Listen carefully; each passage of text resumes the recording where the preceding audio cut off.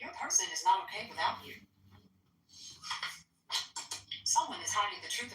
Okay, this is Marcus Aurelius, Book 1. From my grandfather, Verus, I learned good morals and the government of my temper.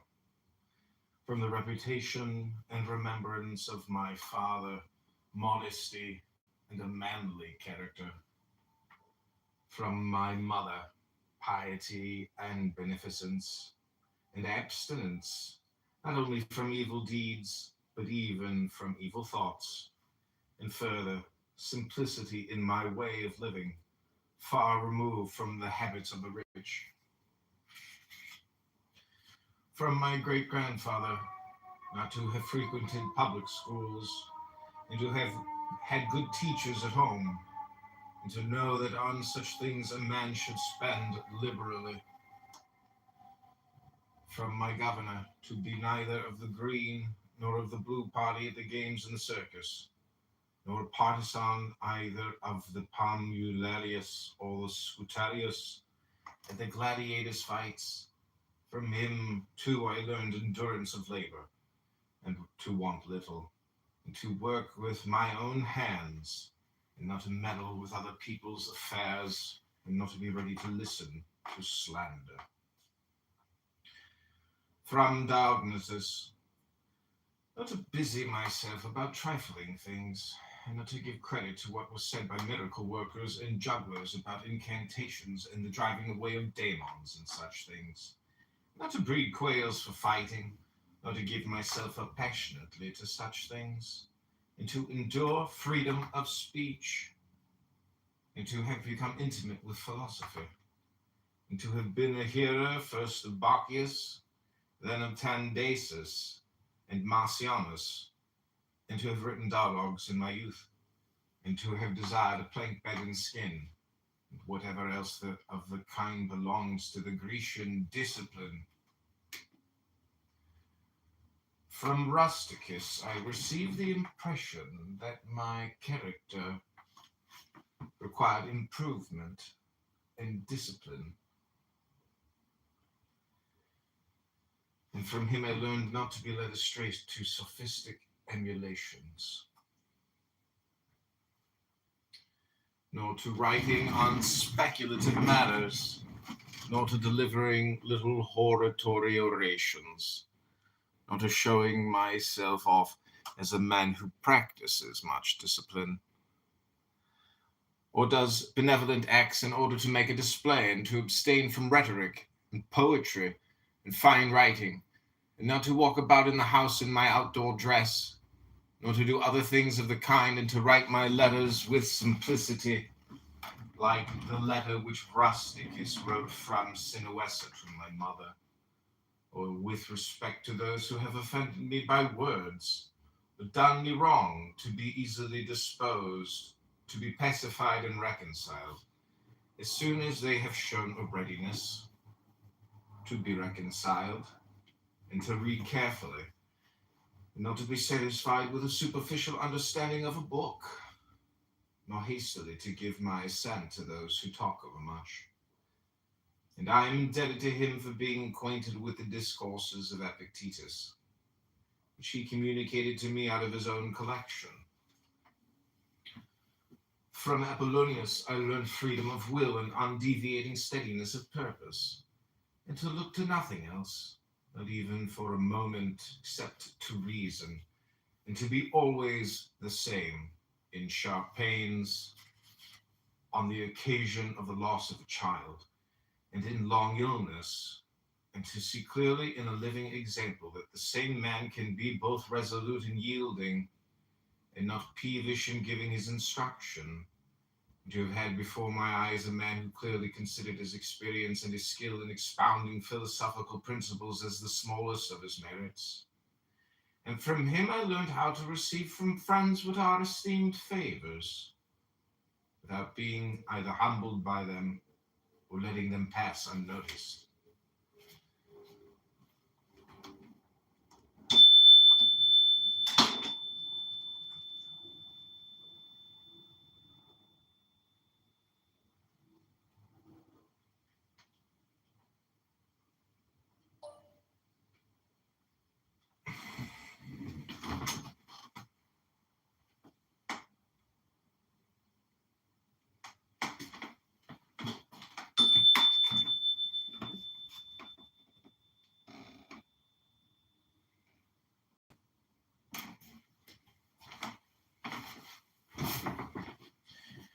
From Sextus, benevolent disposition and the example of a family manner, and the idea of living conformably to nature, gravity without affectation, and to look carefully after the interests of friends, and to tolerate ignorant persons, and those who form opinions without consideration. He had the power of readily accommodating himself to all, so that intercourse with him was more agreeable than any flattery. At the same time, he was most highly venerated by those who associated with him. And he had the faculty both of discovering and ordering, in an intelligent and methodical way, the principles necessary for life. And he never showed anger or any other passion, but was entirely free from passion, and also most affectionate. And he could express approbation without noisy display, and he possessed much knowledge without ostentation. From Alexander the Grammarian, to refrain from fault finding,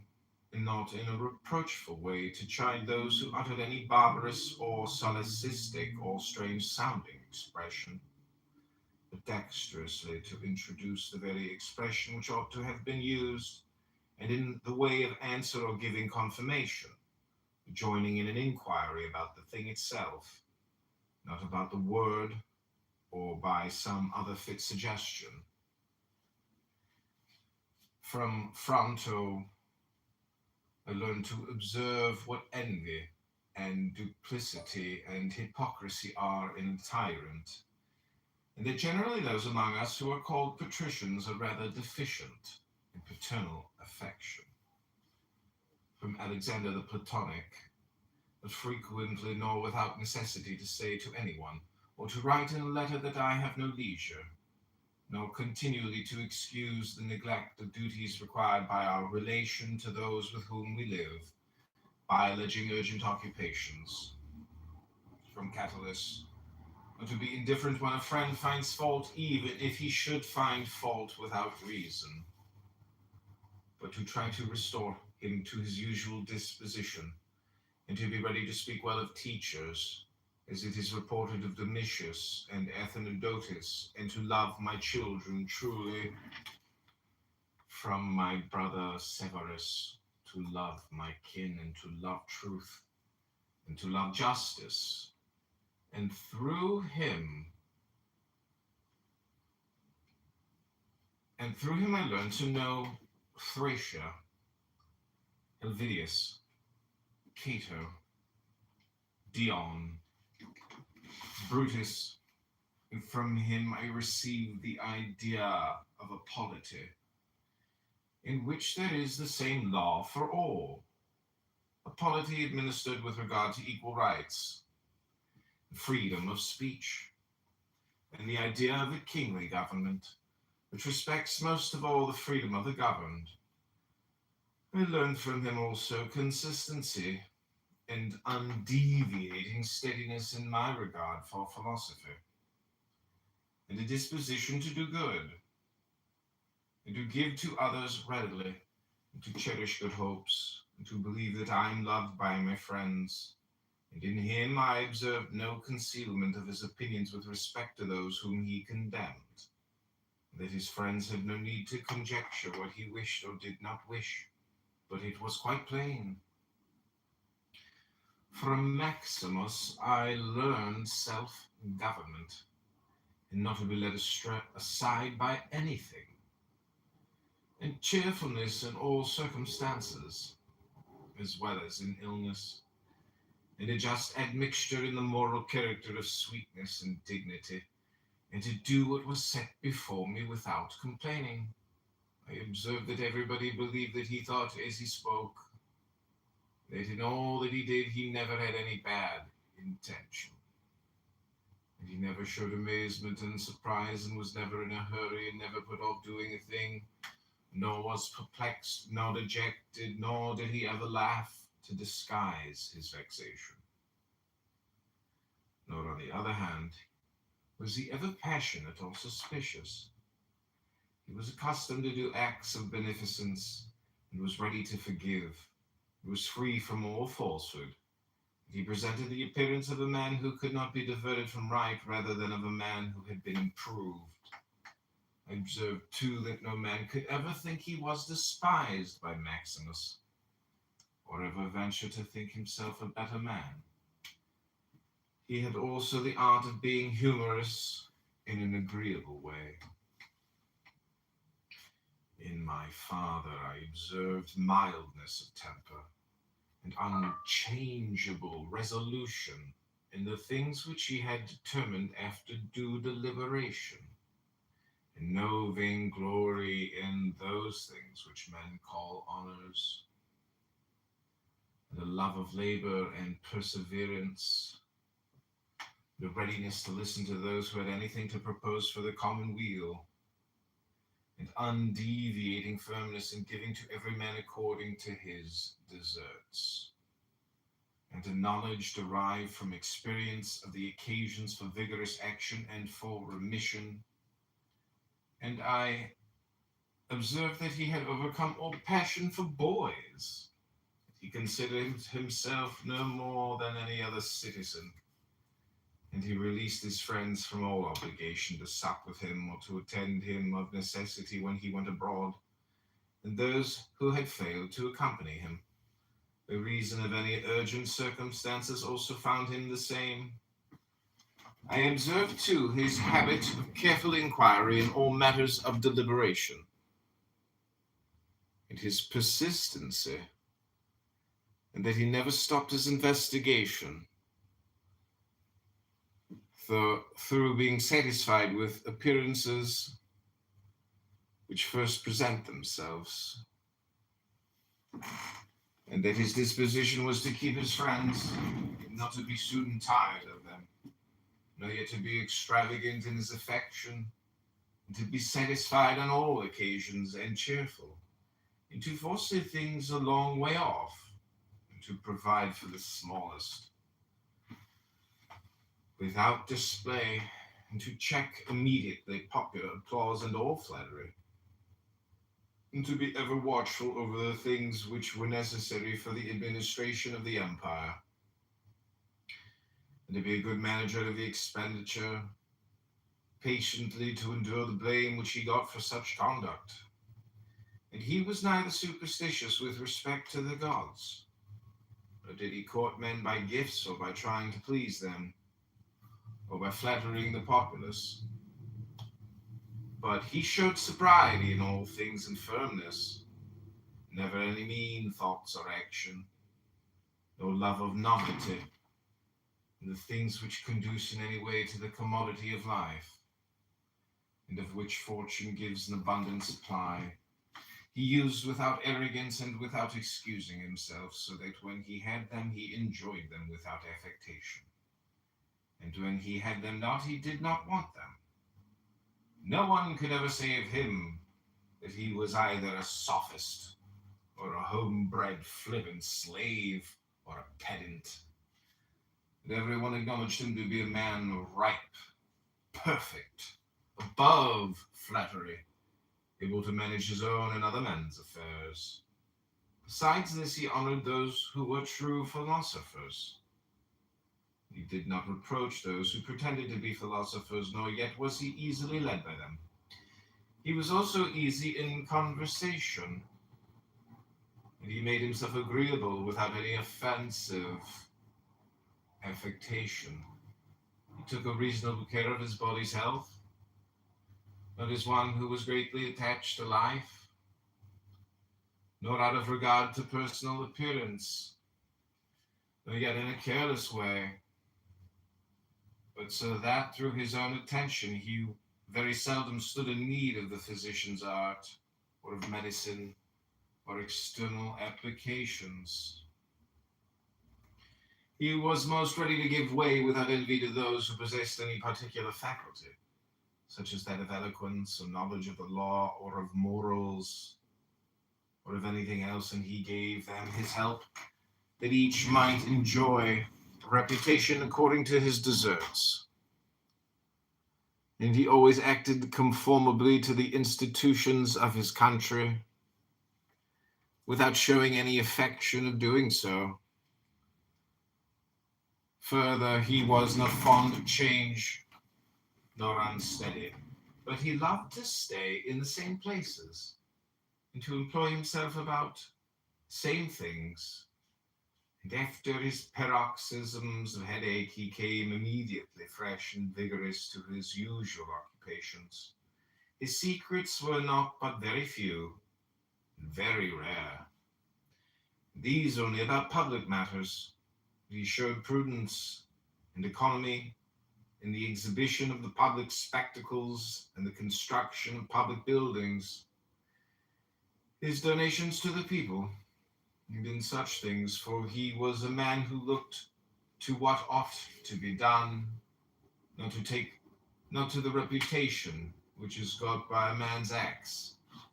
He did not take the bath at unseasonable hours. He was not fond of building houses, nor curious about what he ate, nor about the texture and color of his clothes, nor about the beauty of his slaves. His dress came from Lorium, his villa on the coast, from Lanuvium generally. We know how he behaved to the toll collector at Tusculum, who asked his pardon. Such was all his behavior. There was in him nothing harsh, nor implacable, nor violent, nor, as one may say, anything carried to the sweating point. But he examined all things severally, as if he had abundance of time, and without confusion, in an orderly way, vigorously and consistently. That might be applied to him which is recorded of Socrates, that he was able both to abstain from, and to enjoy those things which many are too weak to abstain from, and cannot enjoy without excess. But to be strong enough both to bear the one, and to be sober in the other, is the mark of a man who has a perfect and invincible soul, such as he showed in the illness of Maximus. To the gods I am indebted for having good grandfathers, good parents, a good sister, and friends, nearly everything good. Further, I owe it to the gods that I am not hurried into any offense against any of them, though I had a disposition which, if opportunity had offered, might have led me to do something of this kind. But through their favor, there never was such an occurrence. There was never such a concurrence of circumstances as put me to the trial. Further, I am thankful to the gods that I was not longer brought up with my grandfather's concubine, and that I preserved the flower of my youth, and that I did not make proof of my virility before the proper season, but even deferred the time that I was subjected to a ruler and a father who was able to take away all pride from me, and to bring me to the knowledge that it is possible for a man to live in a palace without wanting either guards or embroidered dresses, or torches and statues, and such like show, but that it is in such a man's power to bring himself very near to the fashion of a private person, without being for this reason either meaner or in thought, or more remiss in action with respect to the things which must be done for the public interest in a manner that befits a ruler. Thank the gods for giving me such a brother, who was able by his moral character to rouse me to vigilance over myself, and who at the same time pleased me by his respect and affection. That my children have not been stupid nor deformed in body, that I did not make more proficiency in rhetoric, poetry, and the other studies in which I should perhaps have been completely engaged, if I had seen that I was making progress in them. That I made haste to place those who brought me up in the station of honor, which they seemed to desire without putting them off with hope of my doing it some time after, because they were then still young, that I knew Apollonius, Rusticus, Maximus, that I received clear and frequent impressions about living according to nature. And what kind of a life that is, so that so far as depended on the gods and the gifts and help and inspirations, nothing hindered me from forthwith living according to nature.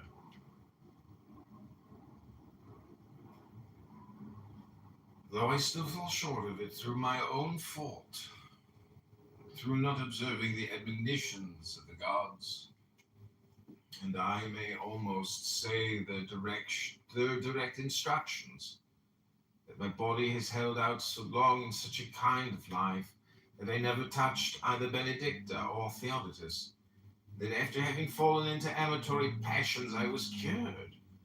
and though I was often out of humor with Rusticus,